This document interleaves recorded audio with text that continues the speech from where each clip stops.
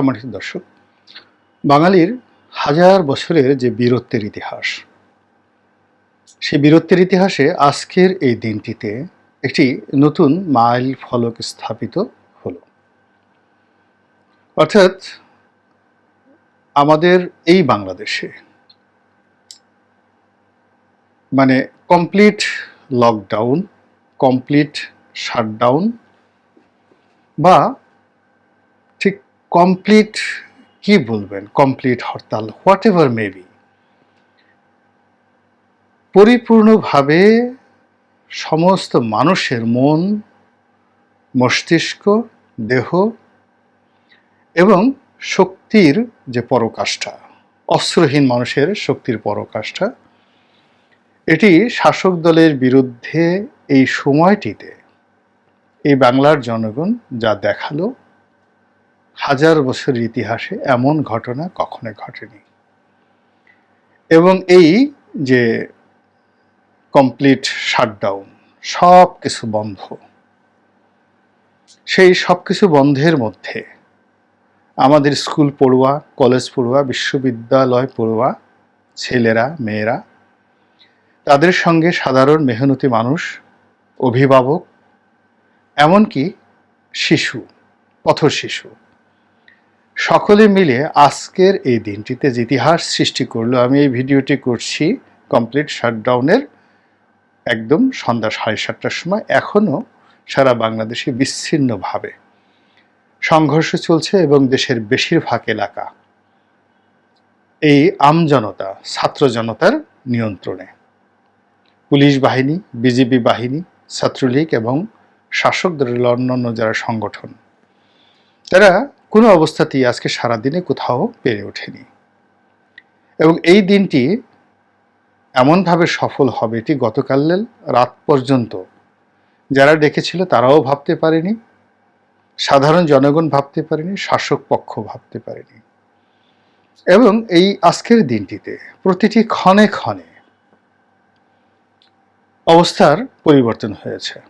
উত্তরাতে পুলিশকে ধাওয়া দিয়েছে, মতিঝিলে হয়তো পুলিশ ধাওয়া দিয়েছে, ঢাকা বিশ্ববিদ্যালয়ে কাউকে ঢুকতে দেওয়া হয়নি, আবার বিকেলবেলা বিশ্ববিদ্যালয়ে সবাই হুড়মুড় করে ঢুকে পড়েছে। চট্টগ্রাম, কুমিল্লা, সিলেট, রাজশাহী, বরিশাল, মানে কি বলবো, যে ইতিহাস রচিত হয়েছে, 52-র ইতিহাস, 71-এর ইতিহাস আজকের দিনের এই উজ্জ্বলতার কাছে, বাঙালির বীরত্বের কাছে এটি কি ম্লান হলো সমপর্যায়ে, না আরও এটি অতীতের যে কোনো সংগ্রামের চাইতে গুরুত্বপূর্ণ হয়ে উঠল? এই ইতিহাস অনাগত দিনে লেখা হবে, অর্থাৎ আগামী দিনে লেখা হবে। যা বলছিলাম, এই দিনটিতে যা ঘটেছে এমন আশ্চর্য ঘটনা আমরা কখনো দেখিনি।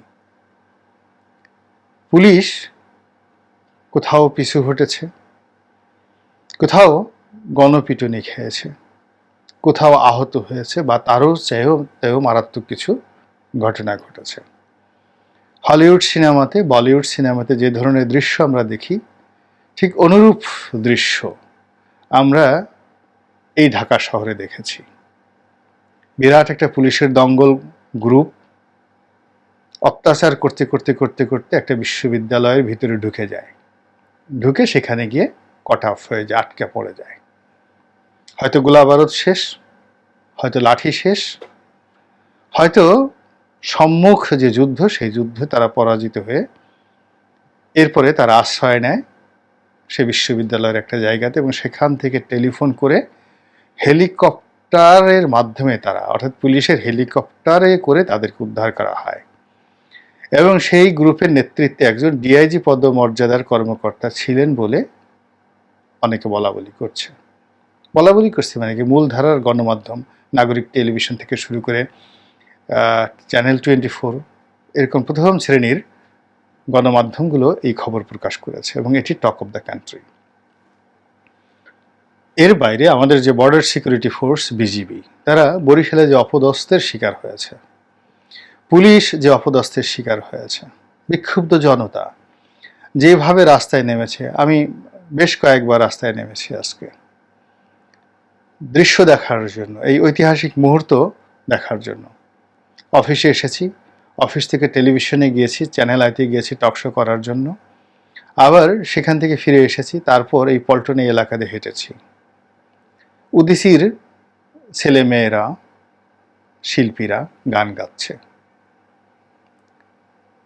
ছোট ছোট বাচ্চা ছেলেরা টোকায়, তারা ক্যান ভরে ভরে পানি এনে রাস্তায় দাঁড়িয়ে আছে, যদি কোনো আন্দোলনকারী ভাই বা বোনের এই পানি দরকার হয়।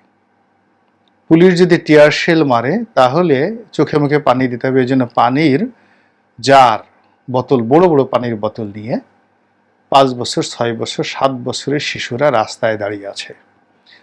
বুঝতে পারছেন যে মুক্তিযুদ্ধ কাকে বলে, স্বাধীনতার যুদ্ধ কাকে বলে, অধিকার আদায়ের যুদ্ধ কাকে বলে। এ যুদ্ধে শাসক দল আওয়ামী লীগের সমস্ত দম্ভ তছনছ হয়ে গিয়েছে, অহমিকা মাটির সঙ্গে মিশে গিয়েছে, ভয় এবং আতঙ্ক তাদেরকে একেবারে অক্টোপাসের মতো চেপে ধরেছে। এই 2 দিন আগে তারা যেখানে রয়্যাল বেঙ্গল টাইগারের মতো হুঙ্কার দিয়ে, ওরা রাজাকারের বাচ্চা, রাজাকারের নাতিপুতি, এসব অকথ্য ভাষায় যেখানে গালাগাল দিয়েছে 3 দিনের মাথায়, এখন আনকন্ডিশনাল একেবারে নাকে খত দিয়ে তাদের সঙ্গে বৈঠক করার জন্য 2 জন মন্ত্রীকে নিয়োগ দেওয়া হয়েছে। কোথায় বৈঠক করবেন? মনে আছে সেই বিখ্যাত শাহ মোয়াজ্জেম সাহেবের কথা, যখন তার কাছে বৈঠকের প্রস্তাব দেওয়া হয়েছিল এরশাদ জামানাতে, তিনি বলছিলেন কোথায় বৈঠক হবে, 0 পয়েন্টে না গুলিস্তানে। এখন আইনমন্ত্রীর সঙ্গে কোথায় বৈঠক হবে? ঢাকা বিশ্ববিদ্যালয় বন্ধ, জাহাঙ্গীরনগর বন্ধ, সমস্ত শিক্ষা প্রতিষ্ঠান বন্ধ, ছেলেমেয়েরা কেউ হলে নেই, অনেক নেতারা হাসপাতালে, অনেকে ভর্তি, অনেকে নিহত, এই কোটা আন্দোলনের অনেকে নিহত হয়েছেন। বৈঠক আপনি কার সাথে করবেন? কোন রক্তের উপর দিয়ে, কোন শর্তে কারা বৈঠক করতে যাবে আপনাদের সঙ্গে? এই সাহস এই মুহূর্তে কাদের আছে? এই ক্ষমতা, এই হিম্মত এই মুহূর্তে কাদের আছে আপনাদের সঙ্গে বৈঠক করার?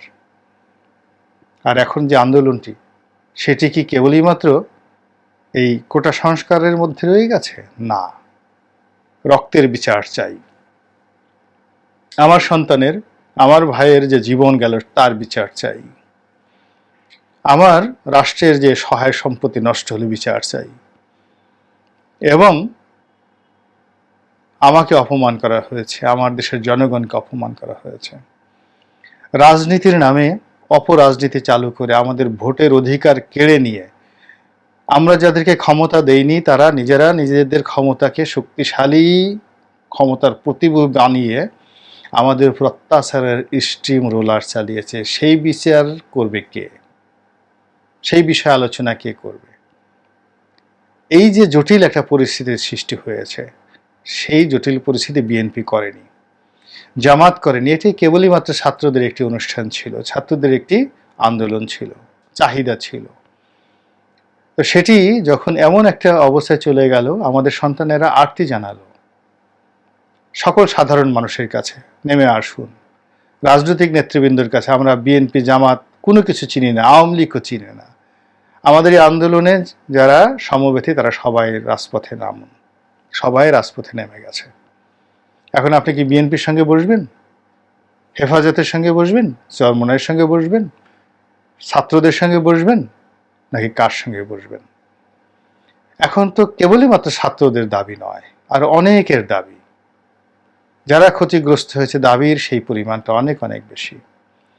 ফলে এই যে কমপ্লিট শাটডাউন, এই কমপ্লিট শাটডাউন যে ইতিহাস আজকের দিনে তৈরি করলো, এবং আজকের দিনে যে সকল ঘটনা একটার পর একটা পরম্পরায় ঘটল,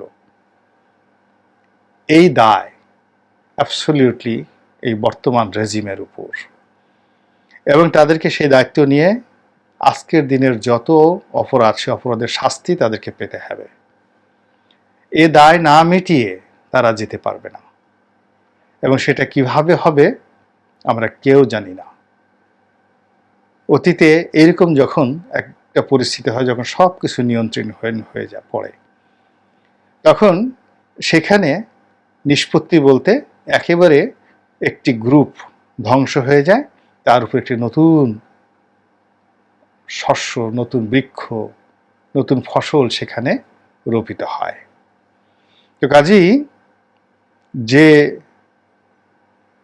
পাপ, যে অপরাধ, যে অন্যায়, যে জুলুম এই জমিনে চলেছে, আগে সেইগুলোর সমাপ্তি হতে হবে।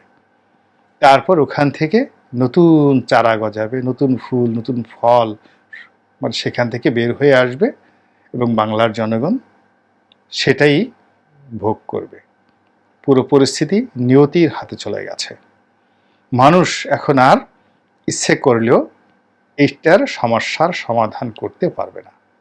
আল্লাহ আমাদের সবাইকে হেদায়েত দান করুন এবং হেফাজত করুন। আসসালামু আলাইকুম রহমতুল্লাহি ওয়া বারাকাতুহু।